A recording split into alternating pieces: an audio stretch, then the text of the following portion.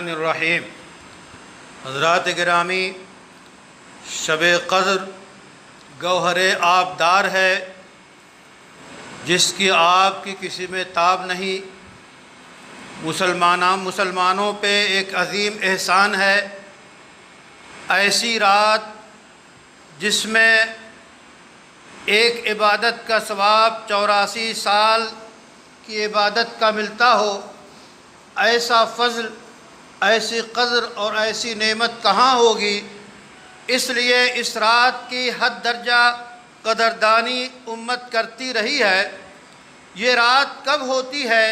احادیث میں بتایا گیا کہ آخری عشرے کی طاق راتوں میں سے کسی ایک رات میں حضرت ابی ابن کعب، حضرت عبداللہ ابن عباس، امام احمد ابن حنبل، امام شافعی اور جمہور امت اس بات کے قائل ہیں کہ 27ویں رات میں جو ہے شب قدر ہوتی ہے۔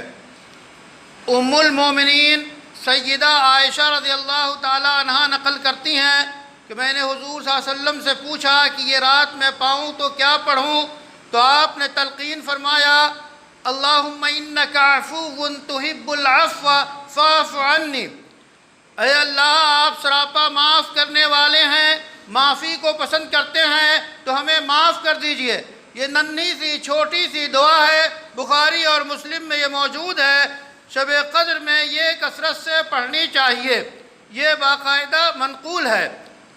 اس کے بعد ایک سوال یہ اٹھتا ہے کہ یہ شب قدر ہندوستان میں اور جو ہے تاریخ جو ہے سعودی میں اور مختلف جگہوں پہ بدلتی ہے، تو کیا ایک ہی شب قدر ہوگی یا کئی شب قدر ہوگی؟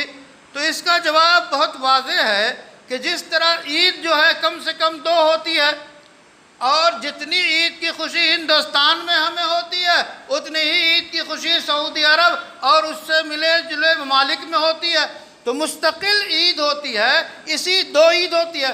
اسی طرح شب قدر ہماری تاریخ کے حساب سے جہاں ہم ہیں اسی کا اعتبار کیا جائے گا، 1 سے 2 چند ہوتی ہے۔ یہ اللہ کی شان ہے، اس میں کسی شبہ کی بات نہیں ہے۔ اللہ تعالیٰ سے دعا ہے کہ اس اہم جو ہے ترین رات کی ہمیں قدر کرنے کی توفیق عطا فرما۔